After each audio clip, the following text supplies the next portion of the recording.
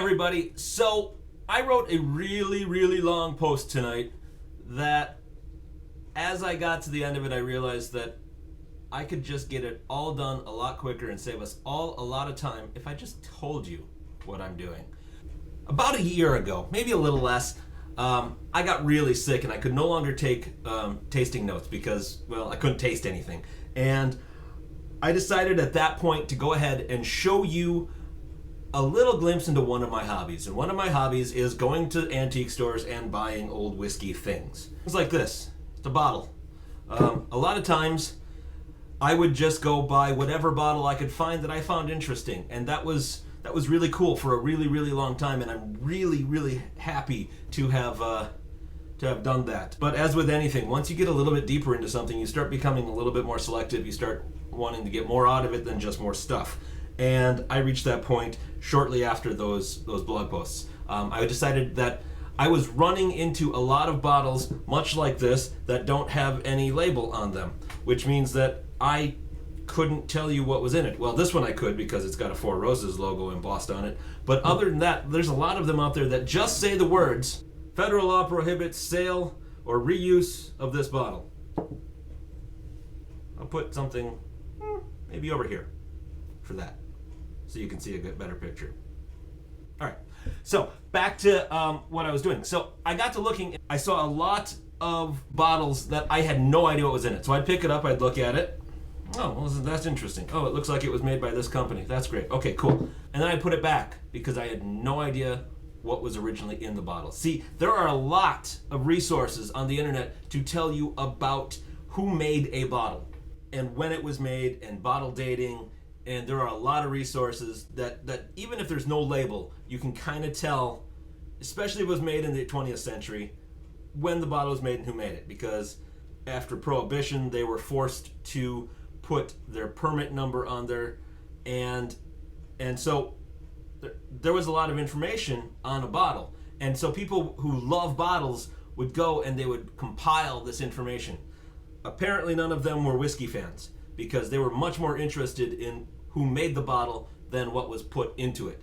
I'm just the opposite. I'm a great big whiskey fan. I'm sure that you are too. That's why you're reading this blog. So I'm attacking this problem from a slightly different angle. And the reason I'm doing that is because I reached out to the folks where I would get all this information and say, hey, after Prohibition, all of these guys, basically, everyone who touched liquor had to have a permit. So the glassmaker had to have a permit. The liquor producer had to have a permit, whether they were a distiller, a rectifier, or an importer. It didn't matter. They had to have a permit. That permit number, when it came to glass, had to be in the glass.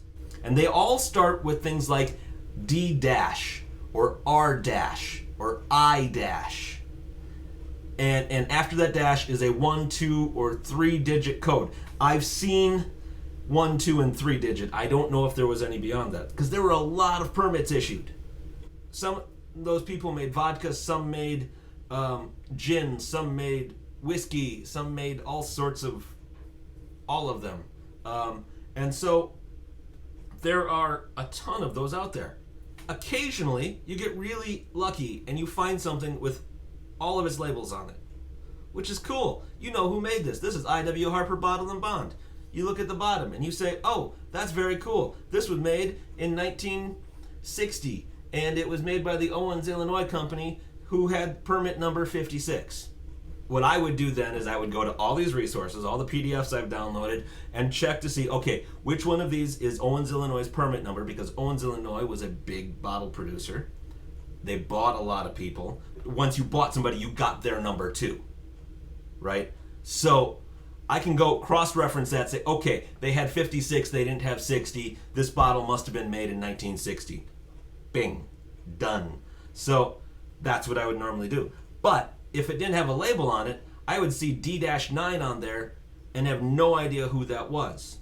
And that's what I need help with, because I am putting together a spreadsheet on the advice of the folks from the Society of Historical Archaeology, because none of them have ever done it, because they're, like I said, much more interested in the bottle itself rather than what was in it. But they would love to see this. And so I go to antique stores because I enjoy doing it. I buy old bottles because I enjoy doing it. I scour eBay because I want to make this spreadsheet, and I want to know what I'm looking at the next time I go and look at old bottles and scour the antique stores. I've hit up all the places around here. I don't travel all that often, even though it sometimes seems that way. And so I'm not hitting other antique stores, and I'm not hitting eBay as often as I should. And I'm not finding these bottles. I need just a little bit of help, and I'm going to share my a PDF of my spreadsheet as it stands now, and I'm going to put photos all over here, and probably in the post as well. And what I want you to do, if you get the option and you have the opportunity, and you just happen to be out, or maybe you own a lot of bottles of your own that are from post-Prohibition, because that's what this spreadsheet is for. This is for post-Prohibition bottles prior to 1964 or the mid-60s. So if you see a bottle that says the words, "Federal law forbids sale or reuse of this bottle," that means it was post-Prohibition but pre-mid-60s. That's when we're looking for, because on the bottom of that will be that D number, that R number, the I number. And what I'm hoping for is just a photo of the front, the back if the label's still there, and the bottom. If you can send those to me, you can email them to me, you can tweet them at me. I am at AROK, at AROK on Twitter. You could send them to me on Facebook if you happen to be my Facebook friend. Just send me those photos. And what I will do is I will take a look at those, add them to my spreadsheet, and then once this thing hits a certain useful mass, I will make that. I will send that back to the Society for Historical Archaeology, and let them post it for everyone to find. And that's the ultimate goal of this: is to make it so that there's a bridge between whiskey fans of history and bottle fans of archaeology, so that we can both kind of work together and cross-reference our information and get the info we need out of it. So that's kind of why I want a photo of the bottom too. Don't just tell me what's on there, because I want to be able to see it, interpret it a little bit, put it into the spreadsheet so that they can use that information as well, since they're going to be kind enough to host it on their site when it reaches that certain useful mass. And go ahead and share this video, because I think that a lot of people will like this. It's going to be on YouTube, so it's easy to share. Just click the share button, and tweet it or Facebook it, or email it, or whatever it is that you like to do. Because honestly, this is a whole lot of fun. You get to find kind of cool things like this guy. This guy here, Mountain Ridge Bourbon, produced by Hiram Walker for Gooderham and Wart, two Canadian companies that were in Peoria, Illinois for a very long time, when Peoria was one of the biggest distilling areas in the country, and they made a lot of whiskey there. And I tell you what, I think this is pretty cool. I'm a big fan of this particular bottle. Though, because I have so many, I may be putting it up on my Etsy store. Oh, and by the way, have I told you about my Etsy store?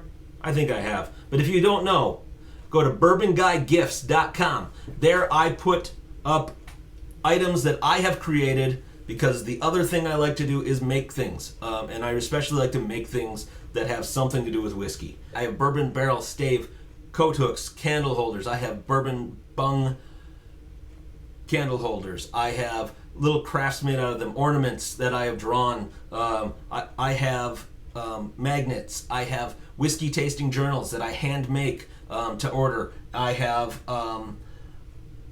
all sorts of stuff, and there's more stuff there going up all the time as I get new ideas. I just recently put up some drink coasters that are made out of natural stone and old bourbon labels. Check it out, and if you haven't done it yet, maybe consider becoming a patron. You can get to me at patreon.com/AROK, and that will help the blog as well. So right now, I'm doing exciting things, trying to gather little bits of the world's information for future people to use and to deal with. And I hope that you guys enjoy this as much as I do, and really want to give me a hand on this, just to kind of become some sort of amateur sleuth here. And I think that's fun, and I hope you guys like it too. So guys, I'll see you next week, and it'll